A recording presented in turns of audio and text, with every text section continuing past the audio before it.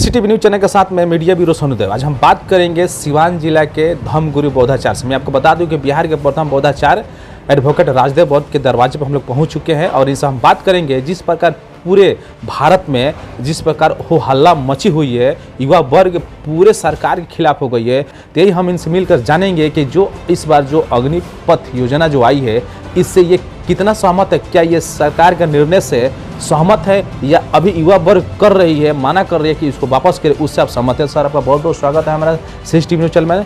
Sir क्या कुछ कहना चाहिएगा?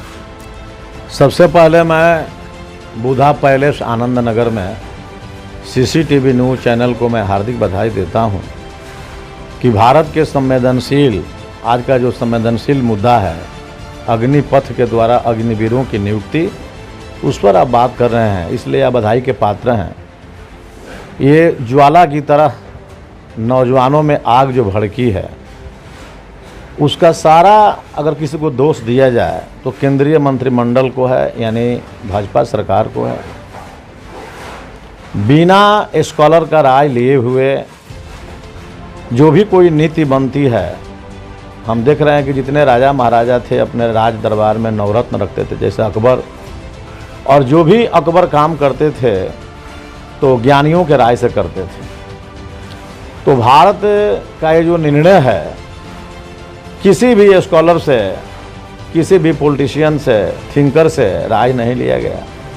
आनंद फानन में आरएसएस हेडक्वार्टर भवन के सोची समझी रणनीति के अंतर्गत अग्निपथ योजना बना करके अग्निवीरों की जो नियुक्ति 4 साल के लिए की जा रही है, वो समाज के लिए, नौजवानों के लिए, देश के लिए एक अभिशाप बनेगा।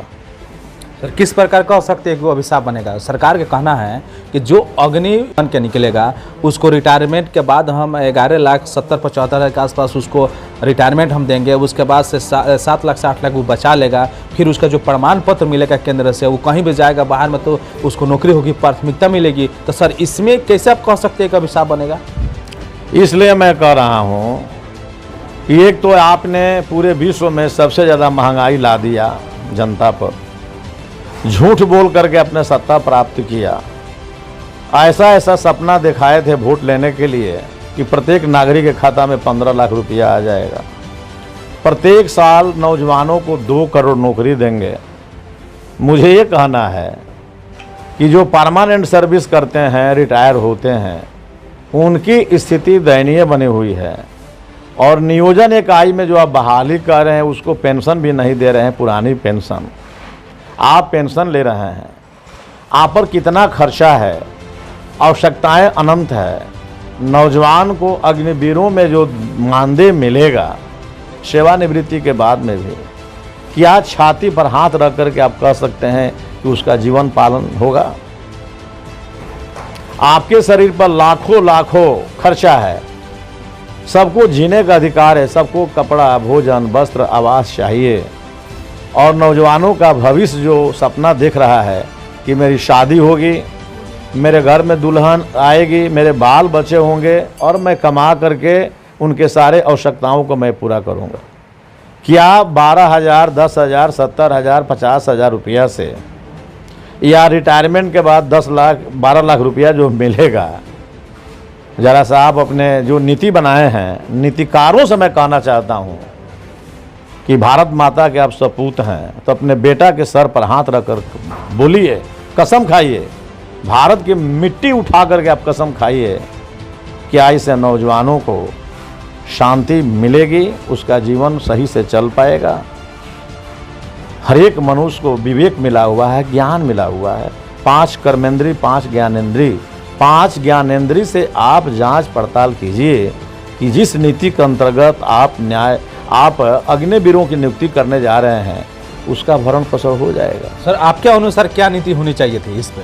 मुझे ये कहना है कि भारतीय संविधान के जनक बाबा साहब भीमराव अम्बेडकर जी ने जो नीति बनाया है, आर्टिकल 16(4) है, 16(5) है, 16(6) है, उसके अंतर्गत नौजवानों को परमानेंट नौकरी देने की बात कही गई है। जब नौजवान जान जाता है कि मुझे परमानेंट जॉब मिला हुआ है, तो जो शादी नहीं किए हैं उनके अच्छे घर में शादी भी हो जाती है और शादी होने के बाद में उसका जीवन सुख में बीतने लगता है, भविष्य संवर जाता है। लेकिन मुझे ये कहना है कि जब अग्निवीर रिटायर होंगे तो लिखा जाएगा सेवानिवृत्त। जब सेवानिवृत्त हो जाएंगे पेंशन तो मिलेगा नहीं, जो पैसा लेकर आएंगे और दैनिक खर्च में ख़त्म हो जाएगा, तो फिर वही पुनर्वसु मुस्को भवा की कहानी हो जाएगी कि जहाँ से चला था वहीं चला जाएगा। इससे उसका कल्याण होने वाला नहीं है। और मरने के बाद पूरे चक्का जाम करने के बाद ये सरकार सुनी, यह सोई हुई सरकार सुनती है क्षति होने के बाद में, और उसका कर्ज झेलना पड़ता है आम जनता को। तो 2016 में भी शेड्यूल कास्ट के लोगों ने चक्का जाम किया पूरे भारत को, उसमें भी संशोधन करना पड़ा, तो फिर मूल रूप में एट्रोसिटी एक्ट को लाना पड़ा। किसान लोग कितना कष्ट उठाए, कितने जाने गई वहाँ पर, तब जाकर के उस नीति को बदलना पड़ा। फिर सरकार चाहती है कि ऐसा ही नौजवान हमारे मारे जाए, देश के भविष्य मारा जाए, और अंततोगत्वा इतने मरने के बाद जो है खून के लाश पर हम आंसू बहाएंगे और फिर नीति को बदलेंगे।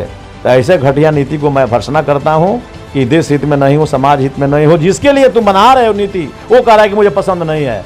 तो डेमोक्रेटिक सरकार को मैं कहना चाहता हूँ कि प्रजा के लिए आप बने हैं और प्रजा चाहती है वही काम कीजिए, तो देश सुरक्षित रहेगा।